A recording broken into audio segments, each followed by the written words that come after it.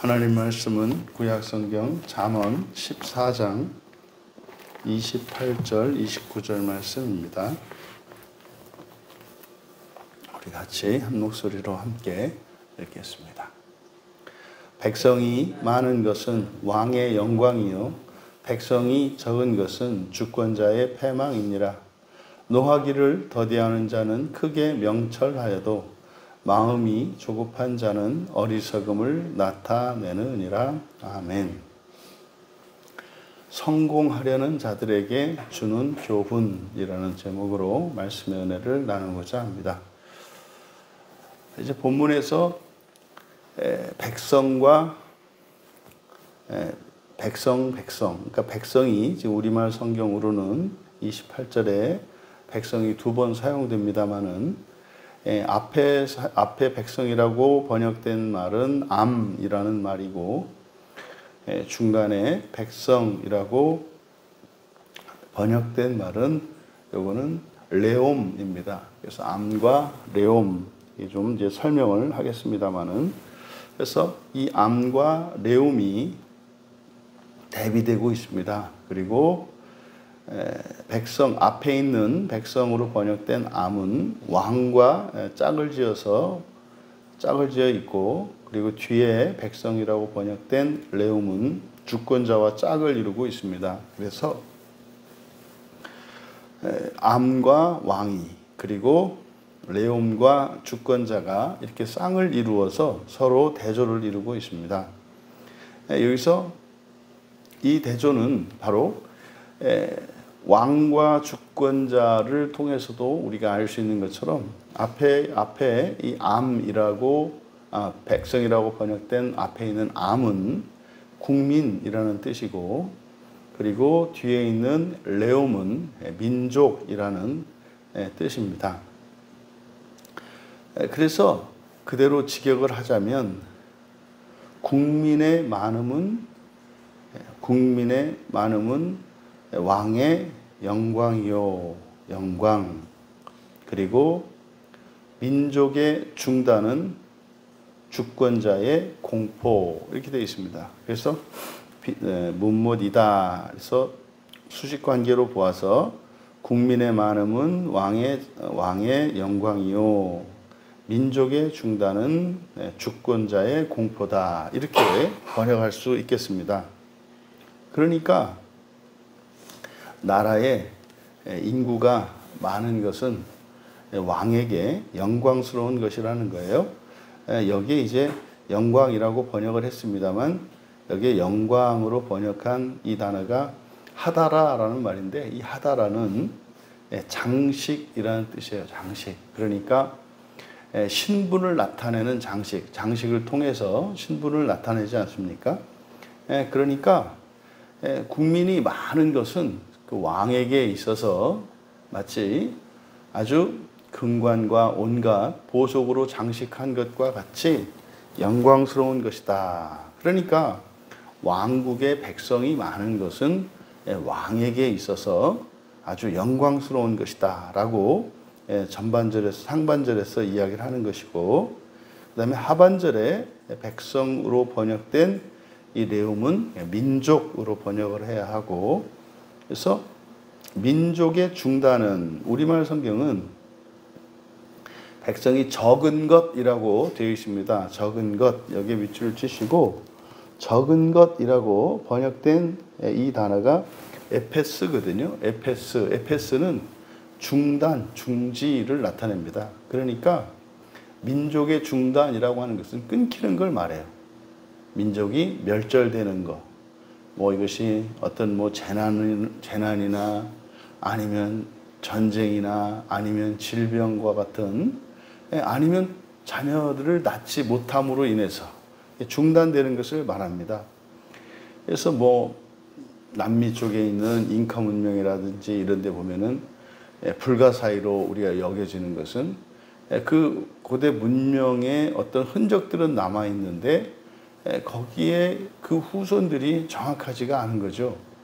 그래서 민족의 중단은 주권자의 공포요. 여기 이제 주권자라고 번역한 단어가 라촌이라는 말인데 이게 성경에 단 한 번만 사용됩니다. 그러니까 상반절과 하반절이 서로 이게 대조를 이루고 있기 때문에 왕과 대조되는 주권자, 그리고 지금 앞에 있는 국민에 대조되는 것이 민족이기 때문에, 그러니까 뒤에 지금 주권자라고 번역한 이것은 이제 혈통을 따라서 우리가 그 의미를 이해해야겠습니다. 그래서 가장 또는 그 가문의 뭐 시조, 그래서 그 가족이나 가문의 지도자, 어른을 의미하는 거죠. 그래서 이거를 주권자라고 번역을 한 겁니다.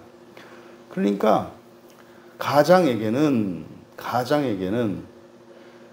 민족이 대가 끊기는 거니까, 민족이 끊기는 것, 이것이 가장 큰 공포다 이 말입니다. 그래서 왕에게는 나라의 백성들이 많아지는 것이 큰 바람이고, 또 가장들에게는 자손이 끊이지 않고 또 그 수가 많아지는 것, 이것이 또 바라는 것이겠습니다.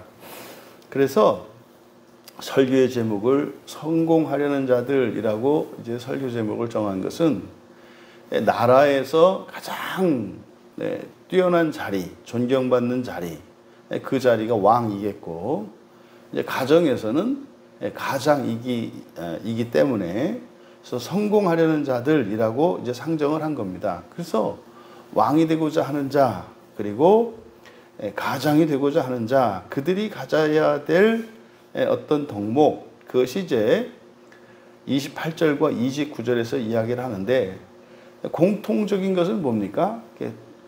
그 수가 줄어들지 않고 많아야 한다는 거예요. 그러니까 이 세상에서 뭐 왕으로서, 가장으로서 성공하려고 한다면 망하지 않고 흥하는 것이어야 한다는 거예요. 그것이 가장 영광스러운 거라는 거죠. 그러면 이번에 여기 이제 암과 레움을 성경적으로 좀 한번 이제 정리해 보는 시간을 가지게 됐는데, 앞에 있는 암, 이것을 이제 국민이라고 번역한다고 했지 않습니까? 그래서 국민, 그러니까 왕과 함께 쓰인 이 암은 국민인데, 이 단어가 성경에 맨 처음 사용되는 것은 창세기 11장 6절에 그 바벨탑 사건에 사용됩니다. 그래서 이 암이라고 하는, 이 국민이라고 번역한 암은 창세기 11장 6절에서는 언어가 같은 무리를 말해요.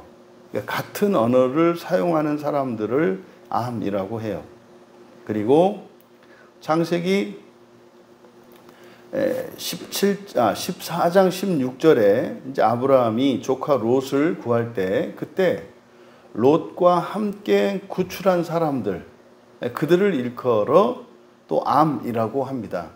그러니까 함께 사는 사람들을 의미하기도 합니다. 또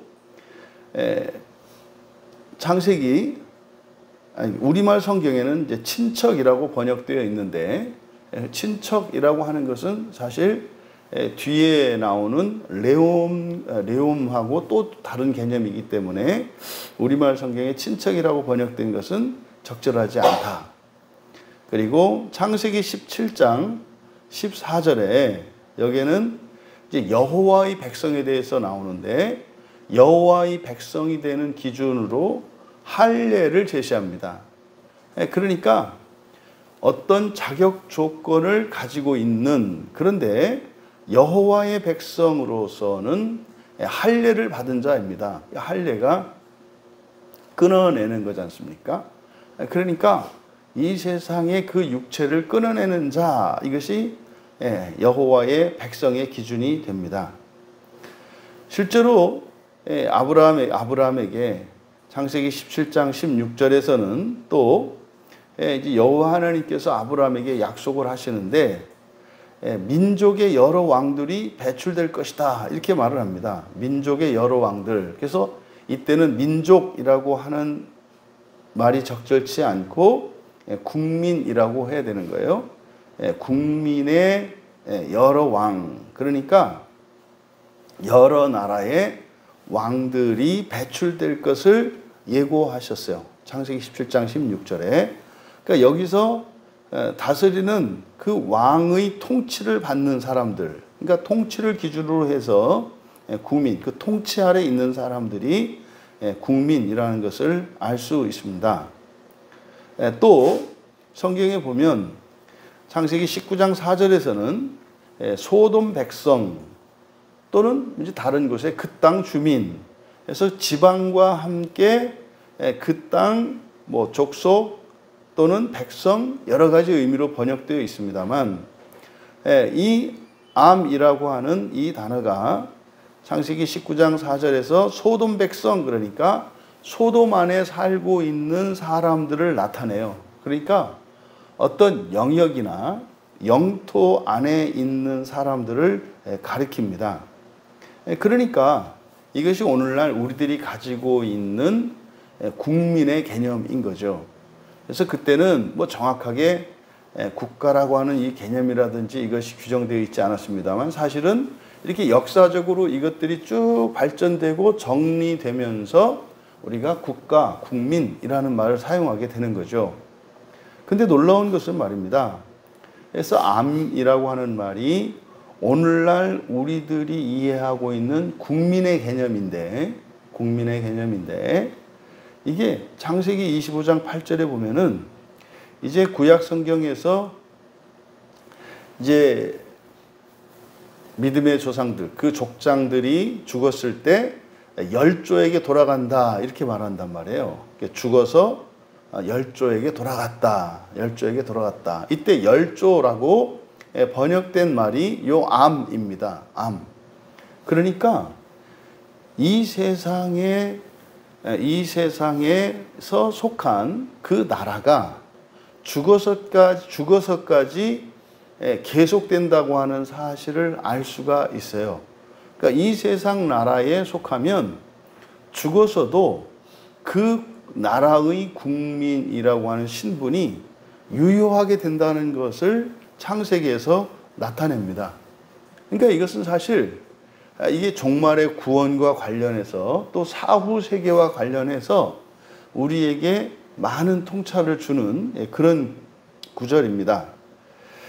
다음으로 레옴이라고 하는 이 말은 이제 주권자와 함께 사용되었는데 이건 민족이라고 번역하는 것이 적절하다. 왜 그러냐면 이제 창세기 25장 23절에 바로 쌍둥이인 야곱과 에서와 야곱이 이제 임신했을 때 그렇게 두 민족이 내 복중에서부터 나눌 것이다 이렇게 해요. 두 민족이. 그러니까 레옴이라고 하는 이 말은 한 어머니의 자손들을 나타내는 말입니다.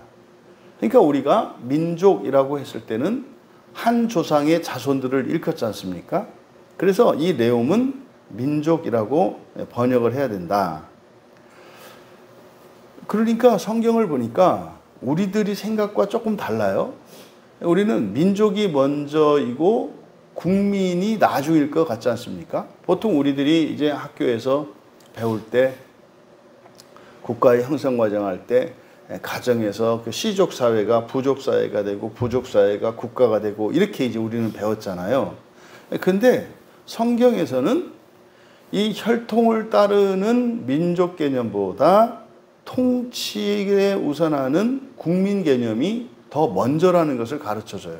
그러니까 오늘날 우리들이 가지고 있는 사고, 그러니까 우리들이 가지고 있는 민족과 국가에 대한 이해가 성경의 그것과 다르다는 것을 나타내요. 그리고 여기에 나와 있지 않지만 이제 국가라고 하는 이게 이제 히브리어로 고이입니다.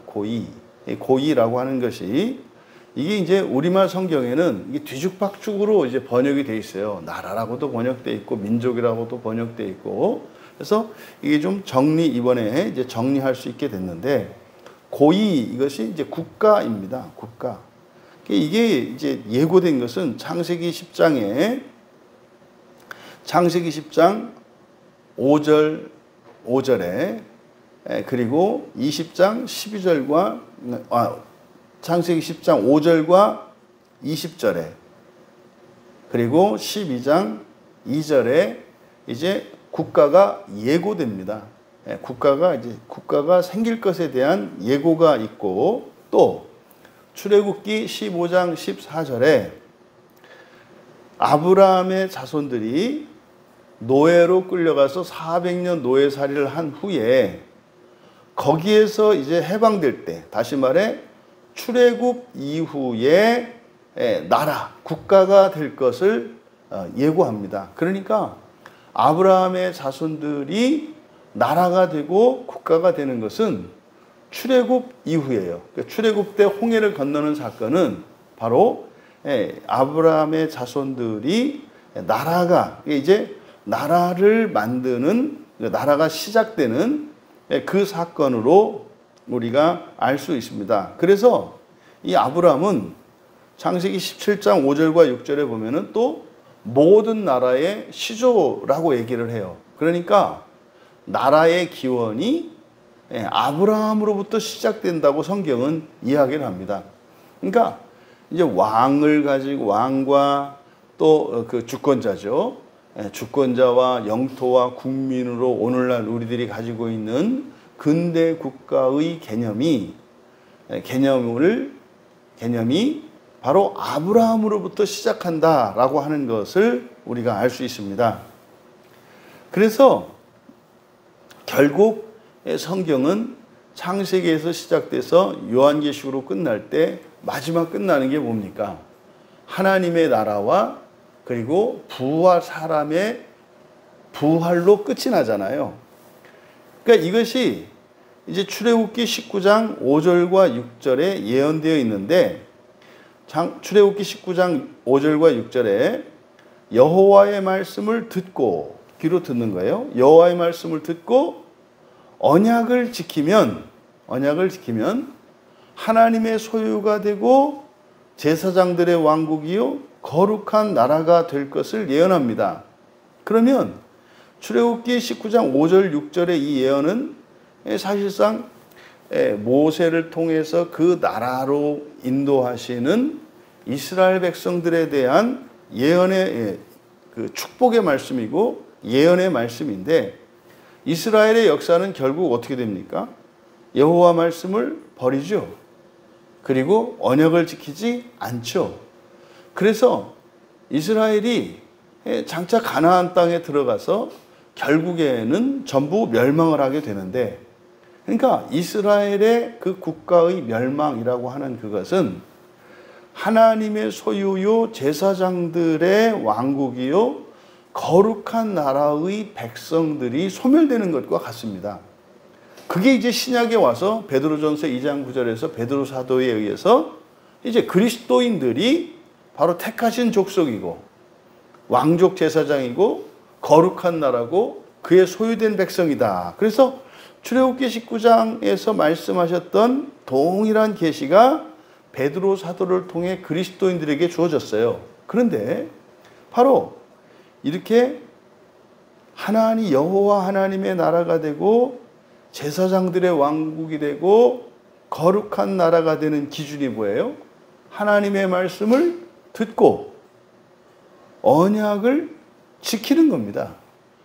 그러니까 하나님의 말씀을 듣고 언약을 지킨다라고 하는 것은 결국 이 세상 나라에서 하나님의 나라로 들어가는 수단이라고 하는 것을 우리에게 가르쳐 줍니다.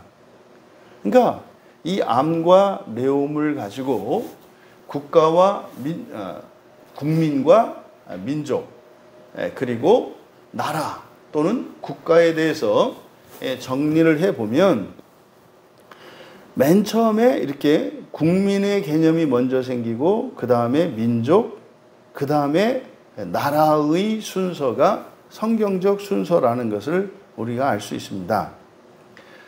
그리고 29절에 노하기를 더디하는 자는 크게 명철하여도 마음이 조급한 자는 어리석음을 나타내느니라.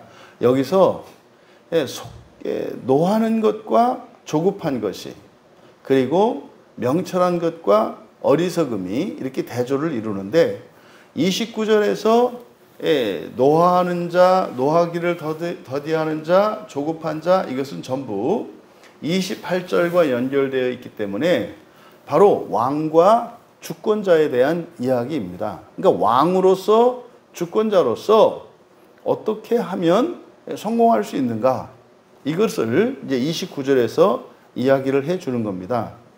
근데 29절을 그대로 직역을 하면 노하기를 더디하는 자는 크게 명철하여도 뭐 그대로 직역하면 노의 더딤은 큰 명철, 그러니까 큰 무리가 없습니다. 그런데 하반절에 마음이 조급한 자는 어리석음을 나타내느니라. 이것은 좀 번역을 바로잡아야 합니다. 뒤에 나타내다라고 이제 번역한 단어가 룸이거든요. 룸은 이제 자주 나오는 단어인데 룸은 높인다라는 뜻이에요. 높이다. 근데 이 동사의 형태가 히피령이에요. 사역형. 그러니까 뭡니까? 높이다의 사역형이니까 높이게 하다 이렇게 되는 거예요. 높이게 하다. 그래서 하반절을 우리말 성경은 또 마음이라고 번역되어 있는데 이건 마음이 아니고 루아흐입니다. 루아흐. 루아흐는 영이라고 번역을 해야 되죠. 그리고 조급한이라고 번역한 단어는 이게 카체르인데 카체르는 짧은 또는 부족한 또는 약한 이런 뜻을 갖습니다. 여기를 그대로 직역을 하면 지금 우리말 이렇게 번역을 한 것은 동사 룸을 그냥 일반형으로 이제 보았기 때문에 이렇게 번역을 한 것이고 그대로 직역을 하면 어리석은 자를 어리석음을이라고 되어 있습니다만 어리석은 자를 높이게 하는 자 이게 주어입니다. 어리석은 자를 높이게 하는 자는 조급한 마음이라고 번역된 영입니다. 그래서 부족한 영이다 또는 약한 영이다. 어리석은 자를 높이게 하는 자는 부족한 영이다. 이렇게 됩니다. 그러면 29절에서 이야기하고자 하는 것은 바로 왕과 주권자들이 갖추어야 할 덕목에 대해서 말하는데 쉽게 노하지 말라는 거예요. 쉽게 노하지 말라는 거예요. 그리고 어리석은 자를 높이지 말라는 거예요. 그러니까 이렇게 사람들보다 뛰어나게 되는 것, 이것을 왕과 주권자로 본다면 그렇게 된다 한들 왕이 되고 이렇게 지도자가 되면 사람들이 보기에는 성공하는 것이겠습니다만 정말로 그렇게 사람들 위에 사람들보다 뛰어난 그런 주권자가 되기를, 다시 말해 성공하기를 원하는 사람이라면 먼저 왕이 되고 주권자가 되기 전에 무엇 해라? 노를 쉽게 내지 않는, 화를 쉽게 내지 않아야 하고, 그리고 어리석은 자를 높이지 않는 자가 되어야 한다는 거예요. 그러면 노를 더디하는 것은, 다시 말해 화를 더디낼 수 있는 것은 명철이 그렇게 한다는 겁니다. 그러니까 명철하면 노를 더디내게 된다는 것이죠. 또 어리석은 자를 높이게 하는 것이 부족한 영 그랬으니까 정말로 성공하기를 원하는 사람은 명철해질 뿐만 아니라 우리의 영이 강한 영, 힘 있는 영이 되어야 한다는 것을 이야기합니다. 그러니까 우리의 마음에 있는 영혼이 이렇게 강건하고 나서야 그 사람에게 어떤 높은 지위나 이런 권력 등이 주어진다 할지라도 그것으로서 자신이 정말 누릴 수 있고 성공할 수 있는 것이지, 그것이 안 되면 소용이 없다라고 하는 것을 나타냅니다. 결국 지금 28절과 29절을 통해서 우리에게 주고자 하는 교훈, 이 세상에서 성공하는 것, 이제 그대로 보면은 왕이 되는 것이고 주권자가 되는 건데요. 예, 그렇게 되려면 이런 걸 갖추어라라고 얘기했습니다. 그러면 오늘날 우리가 이제 신약의 입장에서 그것을 돌아보면 결국 이건 뭡니까? 왕이 된다 하더라도 이 세상 나라의 왕이 되는 것이고, 또 주권자가 된다 할지라도 혈육의 주권자가 아니겠습니까? 그러니까 가정 안에서, 가문 안에서 빛나는 사람, 또 나라 안에서 빛나는 사람, 이것이 이 세상 사람들이 바라는 성공의 최고봉이라고 할 수 있는데, 결국 그것도 이렇게 영과 명철을 갖추어야 한다는 거예요. 그런데 우리의 영이 온전해지고 명철해지면 사실은 우리에게는 어떤 기회가 주어집니까? 출애굽기 19장에서, 그리고 베드로 사도께서 베드로전서 2장에서 이야기했던 것처럼 하나님의 나라 백성이 될 수가 있어요. 영원한 하나님의 나라 백성이 되는 것. 그러면요, 이 세상의 성공을 위해서도 갖추어야 할 것이 있고, 또 이 세상에서 성공하려면 경쟁에서 이겨야 합니다. 그런데 그렇게 성공한다 할지라도 그것은 완전하고 무한하고 영원한 게 아니에요. 일시적이고 제한적인 것이란 말이에요. 그런데 그러면 정말 우리가 성공하고자 한다면 어떻게 해야 되겠습니까? 예, 하나님 나라의 국민이 되고 하나님의 민족이 되어야겠죠. 그러니까 이게 뭡니까? 거듭나는 겁니다. 위로부터 거듭나 하늘의 민족, 하나님의 민족이 되는 것이고, 또 하나님 나라에 속하는 하나님 나라 국민이 되는 것이 최고의 성공이라고 할 수 있는 거죠. 그런 말입니다. 이 세상의 성공과 출세를 위해서 필요한 것도 강건한 영과 명철이라면, 그런데 그 명철과 강건한 영으로 얻을 수 있는 것은 이 세상의 성공뿐만 아니라 하나님 나라의 완전한 것을 얻을 수 있다 이거예요. 그럼 우리가 예수님을 믿고 성경을 믿으며 하나님의 말씀을 듣고 언약을 지키며 살아가는 이것이 사실상 명철과 강건한 영의 핵심인데, 그것으로 이 세상에서도 출세하고 성공할 수 있다. 그런데 그거는 경쟁적이기 때문에 사실은 또 불확실하다. 하지만 모두가 누릴 수 있는 하나님 나라에 들어가는 것과 하나님 나라에 들어가 하나님 국민이 되는 것과, 또 바로 그 하나님 나라에서 누구나 다 왕으로 세워주시는, 통치자로, 주권자로 세워주시는 그 나라에 들어가면 경쟁적이지가 않습니다. 오늘 성경을 통해서 우리들에게 주는 지혜는, 이 세상에서 성공하고자 하는 자들, 결국 이 세상에서 성공하고자 할 때 필요한 것이 명철과 강건한 영이다 라고 이야기를 합니다. 그런데 그것으로 굳이 이 세상의 부귀영화와 성공과 출세를 바랄 수 있겠는가? 더 크고 놀랍고 완전한 하나님 나라에서의 영광을 구할 수 있다는 거죠. 오늘날 우리들이 예수님을 믿고 은혜를 믿었을 때 정녕 우리들이 바라는 것이 뭡니까? 이 세상의 출세와 성공입니까? 아니면 하나님 나라에서의 그 영광과 그 첫째 부활의 소망입니까? 우리들은 이 세상을 살 때 영원하고 완전한 성공을 위하여 살아갈 수 있기를 바랍니다. 우리가 예수님을 믿고 하나님의 말씀을 통해서 진리를 깨닫고 은혜를 받아서 우리의 본성이 변화되어질 때, 그것으로 참으로 비교할 수 없는 하나님 나라의 영광이 아니라 이 세상 나라의 영광을 위하여 살아가는 그런 안타깝고 어리석은 일들이 일어나지 않기를 주님의 이름으로 축원합니다. 존귀하신 하나님, 저희들이 이곳에 모여 하나님을 예배하고 또한 저희들에게 주신 성경을 통해 하나님의 지혜를 배우며, 또한 저희들이 명철해지는 이것으로 다만 이 세상에서의 유한하고 상대적인 그런 성공과 출세를 위하여 살아가는 자들이 아니라 영원한 나라의 영광을 위하여 살아가는 복된 자들 다 되게 하옵소서. 감사하며 예수님의 이름으로 기도하옵나이다.